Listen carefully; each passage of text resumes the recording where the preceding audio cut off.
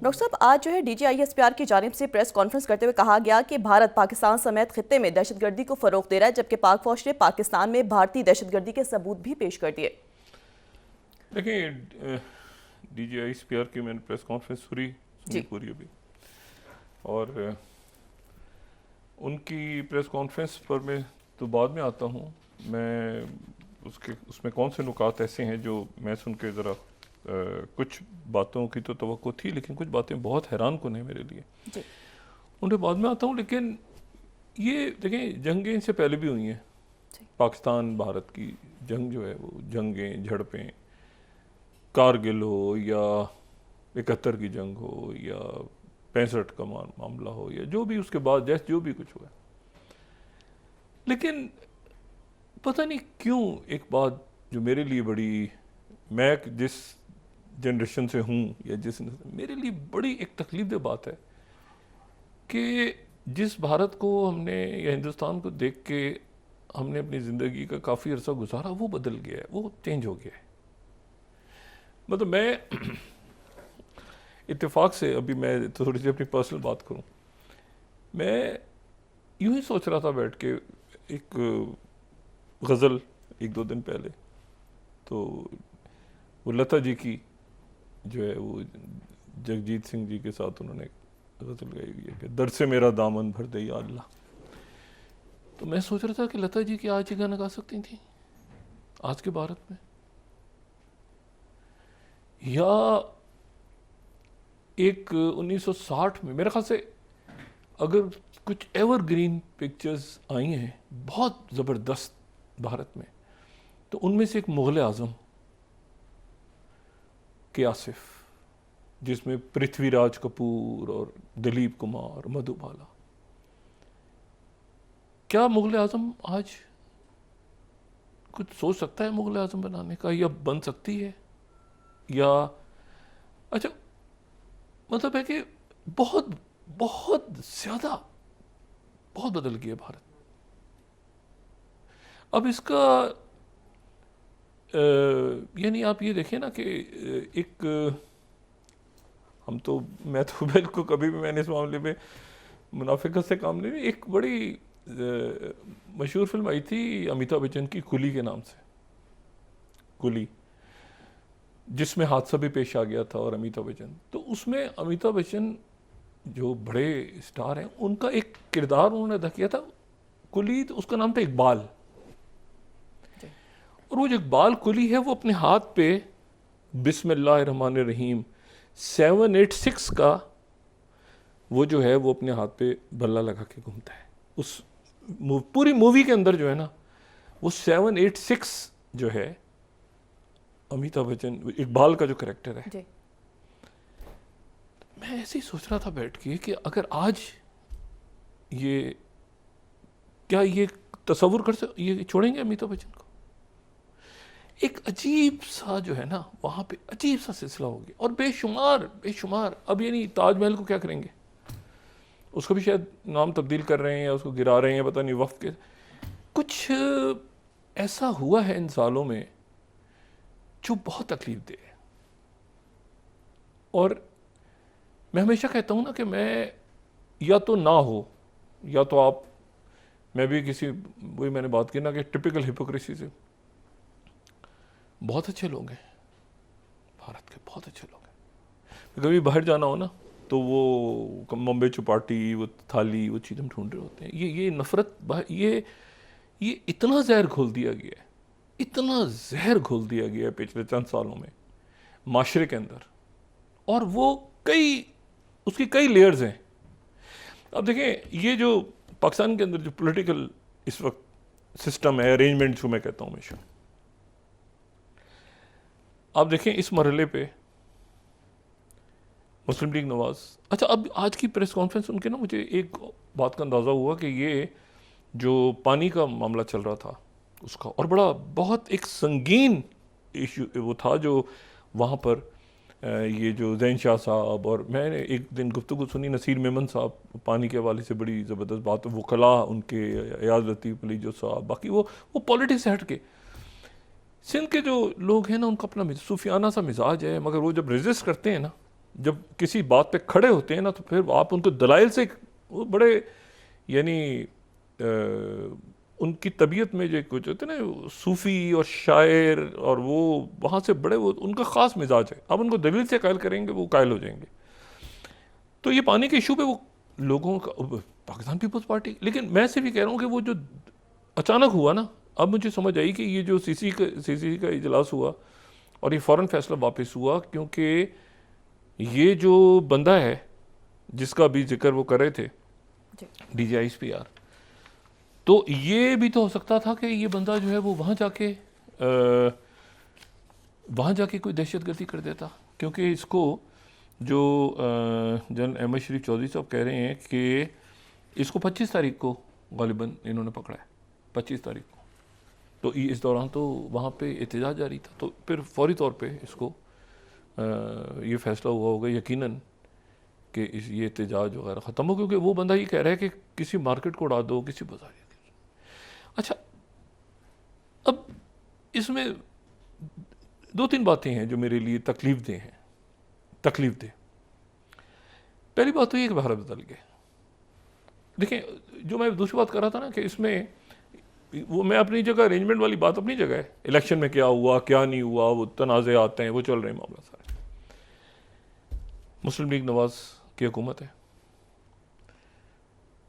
Pakistan peoples party उनके साथ है, इत्तेहादी है सारी, और तहरीक इंसाफ की क़यादत से लेके और तमाम उनके जो लोग हैं वो ये भी कह रहे हैं कि हमें बहुत सारी बातों पे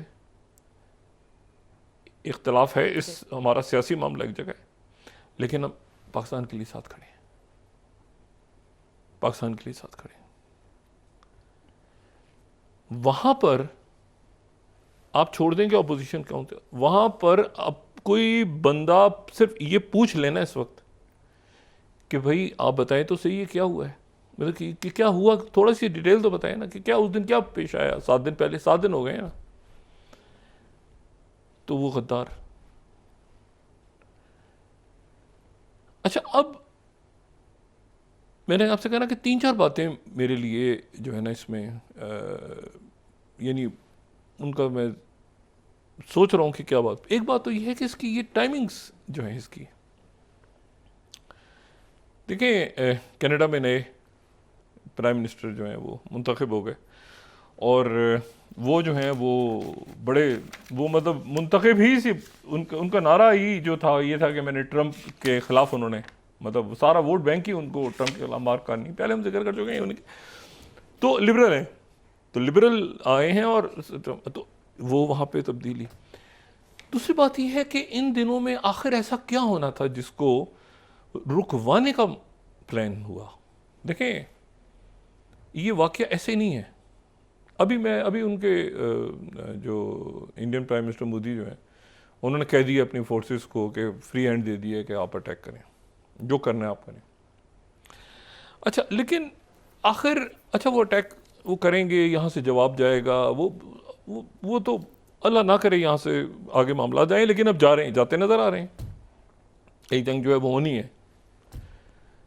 अच्छा, अब लेकिन इसमें बात ये सारी कि वो कम से कम कोई सबूत तो दिखाते, कोई बात तो कर देते ना आप, कोई कॉलिन पाल की तरह वो इराक से वो केमिकल वेपन्स ही निकाल के दिखा देते, मतलब कुछ कोई बात तो करते हैं ना आप। अब ऐसे ही आपने, वो एक बंदा जा रहा है, वो पता नहीं कौन आदमी है, वो उसके पीछे ग्राउंड पे लोग भाग रहे हैं, वो ऊपर से हंसता हुआ जा रहा है, मतलब ये क्या, तो मतलब क्या वो फिर मतलब वो बंदा जो है वो बंदा पकड़ लिया, वो बंदा किधर गया, फिर उसका क्या बना।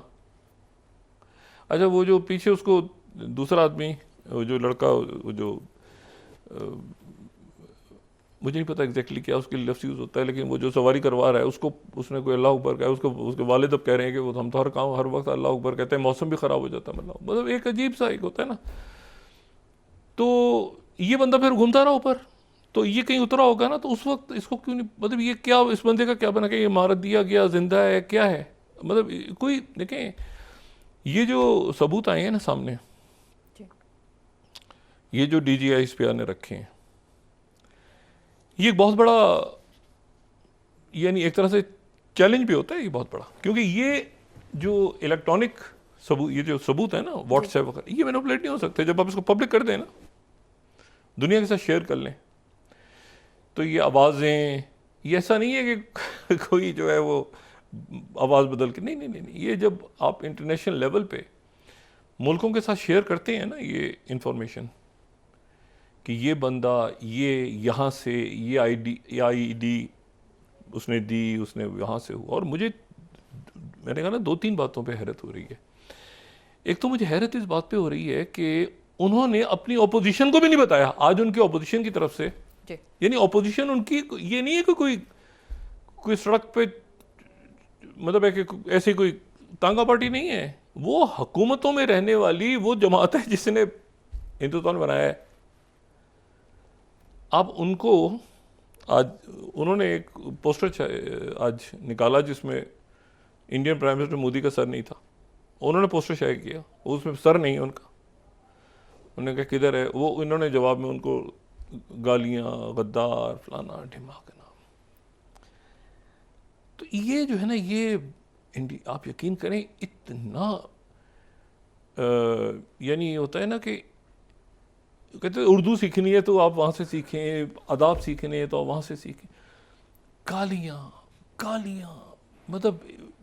मतलब आप हैरान होंगे सुन के कि ये, और मेन स्ट्रीम मीडिया पे गालियाँ हैं, दलाइल से कोई बात नहीं हो रही, चीख पुकार। ये इंडिया नहीं था। अब मैं मतलब जाहिर है कि मैंने वो इंडिया देखा हुआ है, शायद यंगस्टर्स ने नहीं देखा हुआ। हमने वो वहाँ से हम मुतासिर बड़ा होते थे कि यार वहाँ से सीखें, वहाँ से देखें, इस तरह जुमले ऐसे बोलते हैं, इस तरह से, ये ऐसे तो कभी भी नहीं था।